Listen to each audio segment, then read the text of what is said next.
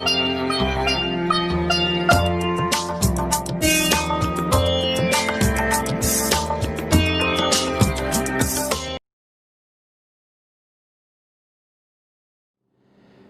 बहुत ही प्रिय और बेहद सम्मानित साथियों, हृदय की गहराइयों से अभिनंदन, बहुत बहुत हार्दिक स्वागत। साथियों, चर्चा चल रही है राजयोग की। राजयोग के जो मीनिंग है वो मल्टी डायमेंशनल है, बहुआयामी है।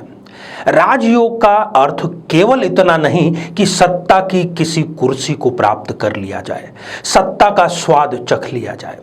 जिस किसी भी क्षेत्र में आप कार्यरत हैं, यदि उसके शिखर पर आप पहुंचते हैं और एक मानसिक और एक मन की शांति आपको प्राप्त होती है, तो ये किसी राजयोग से कदापि किंचित भी कम नहीं है। साथियों, आज जिस राजयोग के बारे में हम चर्चा करने जा रहे हैं, शीर्षक आपने पढ़ा है शून्य से शिखर की यात्रा। यात्रा महत्वपूर्ण नहीं है, ना शिखर महत्वपूर्ण है। मेरी दृष्टि में यहां पर जो सर्वाधिक महत्वपूर्ण बिंदु है, जो ध्यान दिए जाने वाला बिंदु है, वो है शून्य। शिखर पर तो कई लोग पहुंचे हैं, आगे भी पहुंचते रहेंगे, पर सबसे महत्वपूर्ण उस व्यक्ति की यात्रा होती है जिसने अपनी यात्रा की शुरुआत शून्य से की। इसलिए उसका शिखर पर पहुंचना महत्वपूर्ण है। आज जिस राजयोग के बारे में हम चर्चा करने जा रहे हैं, वो व्यक्ति के साथ में ऐसा ही घटित करवाता है। जिस किसी क्षेत्र में वो कार्यरत होता है, उसका जब वो यात्रा शुरू करता है, ना तो उसके परिवार का, ना उसके परिवेश का, दूर दूर तक उससे कोई लेना देना नहीं होता, परंतु वो उस क्षेत्र में शीर्ष पर अवश्य पहुंचता है। तो आप भी यदि जानना चाहते हैं तो अपनी जन्म पत्रिका आप खोलिए और देखिए कि क्या ये स्थितियां आपकी जन्म पत्रिका में भी हैं। आइए साथियों, इस पर हम चर्चा करें। इससे पहले आपको एक बेहद महत्वपूर्ण सूचना प्रदान कर दी जाए कि हम हमारे प्रत्येक एपिसोड के अंत में किसी न किसी जातक के प्रश्न का उत्तर देते हैं, और ये प्रश्न हमें प्राप्त होते हैं आप लोगों के ही द्वारा YouTube कमेंट के माध्यम से। अपना कमेंट लिखने से पहले आप #आचार्य चंद्रकांत इस शब्द का प्रयोग जरूर करें, और साथ ही बेहद आसान सा जो प्रश्न आपसे इसी एपिसोड के बारे में इसी एपिसोड के अंत में पूछा जाएगा, उसका सही उत्तर साथ में जरूर लिख करके भेजिए। आइए साथियों, बिना किसी देरी किए जन्म पत्रिका के माध्यम से इस शून्य से शिखर की यात्रा कराने वाले राजयोग के बारे में जानकारी लें। साथियों, ये एक जन्म पत्रिका है।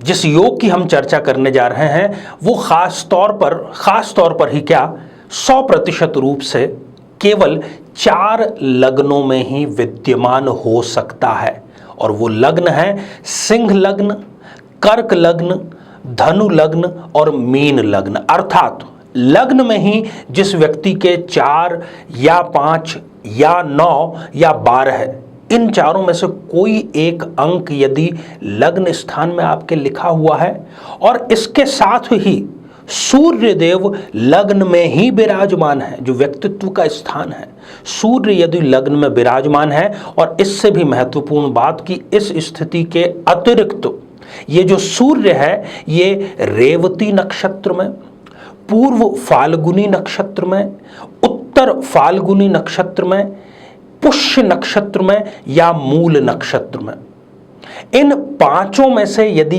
किसी एक नक्षत्र के सूर्यदेव इन लग्नों में बैठ करके लग्न स्थान में विराजमान यदि हैं, तो वो व्यक्ति को शून्य से शिखर तक अवश्य पहुंचाएंगे।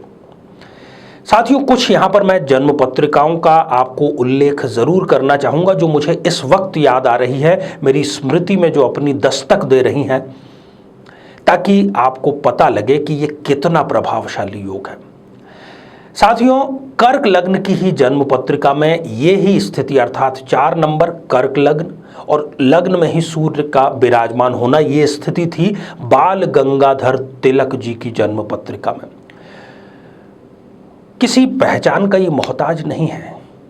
ये जो नाम है ये किसी पहचान का मोहताज नहीं है। बाल गंगाधर तिलक स्वतंत्रता संग्राम के बहुत बड़े हस्ताक्षर, बहुत बड़े स्कॉलर, और लाल, बाल और पाल की जो त्रिक एक हम नाम लेते हैं स्वतंत्रता आंदोलन के दौरान, उसमें से बाल गंगाधर तिलक महान स्वतंत्रता संग्राम सेनानी, और साथ ही इन्होंने गीता पर भी अपने भाष्य लिखे हैं। इनके पिता एक साधारण से शिक्षक थे, कोई उनकी ऐसी पृष्ठभूमि नहीं थी, परंतु इन्होंने अपनी यात्रा शून्य से शुरू करके शिखर पर समाप्त की इसी योग के चलते। मुंशी प्रेमचंद जी हिंदी साहित्य के बहुत बड़े हस्ताक्षर, उपन्यास जो भी है वो उपन्यास को एक नया परिवेश मुंशी प्रेमचंद जी ने प्रदान किया। उनके पिता भी पोस्ट ऑफिस में एक क्लर्क थे, साहित्य से उनके पिता का कोई लेना देना नहीं था। इन्होंने स्वयं कर्क लग्न की इनकी जन्म पत्रिका थी, इसी योग के चलते ये शून्य से शिखर पर पहुंचे, कोई इनका गॉडफादर नहीं था। मीराबाई की यदि मैं बात करूं तो वो राजघराने से ताल्लुक रखती थी, पर उन्होंने राजघराने को त्याग कर भक्ति का मार्ग अपनाया, भक्ति का मार्ग स्वयं चुना, शून्य से यात्रा की और भक्ति मार्ग के आज शीर्ष पर भक्त शिरोमणि के रूप में वो विराजमान है। उनकी भी कर्क लग्न की जन्म पत्रिका में यही योग निर्मित हो रहा था। भारतेंदु बाबू हरिश्चंद्र ये भी हिंदी के बहुत महान, बहुत बड़े लेखक हैं। हिंदी साहित्य को इन्होंने एक नई ऊंचाइयों पर लेकर के ये गए हैं। उनके भी सिंह लग्न की जन्म पत्रिका में यही स्थिति थी।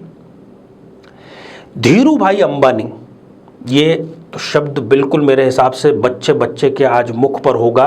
रिलायंस ग्रुप की इन्होंने स्थापना की। इनके पिता भी एक साधारण से शिक्षक मात्र थे और आज इन्होंने व्यावसायिक जो ऊंचाइयां प्राप्त की है वो सारे आप अखबारों के माध्यम से या दूसरे सोशल मीडिया के माध्यम से आपको पता है। धीरू भाई अंबानी के भी धनु लग्न की जन्म पत्रिका में यही योग निर्मित हो रहा था। और मैं बात करूं यदि स्वामी विवेकानंद जी की, आध्यात्मिक जगत में उन्होंने पूरे विश्व में भारत की पताका को लहराया। उन्होंने भी अपनी जो आध्यात्मिक यात्रा थी वो स्वयं शून्य से स्टार्ट की। उनके फैमिली की कोई ऐसी पृष्ठभूमि नहीं थी, पर उन्होंने इसी योग के चलते उनकी धनु लग्न की जन्म पत्रिका में यही दिव्य योग निर्मित हो रहा था। तो साथियों, इस राजयोग की जो शक्ति है, जो ताकत है, वो हमने जानी। यदि आपकी जन्म पत्रिका में भी ये योग है तो मैं भी आपको शून्य से शिखर तक की यात्रा की अग्रिम शुभकामनाएं देना चाहता हूं। आइए साथियों, अब हम बढ़ते हैं आज के हमारे कमेंट के चरण की ओर। आज हमने कमेंट शामिल किया है जयंती जी का, जो कि उन्होंने लिखा है 12 राजस्थान से। जयंती जी, आप विवाह को लेकर के परेशान हैं।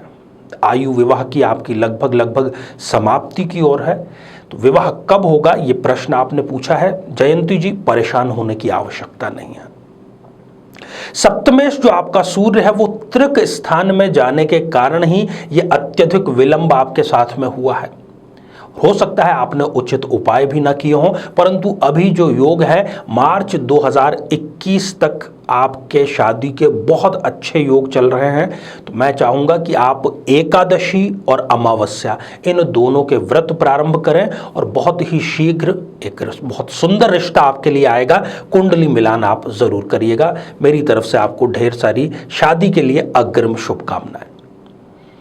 तो साथियों, अब आज का बेहद ही आसान सा प्रश्न।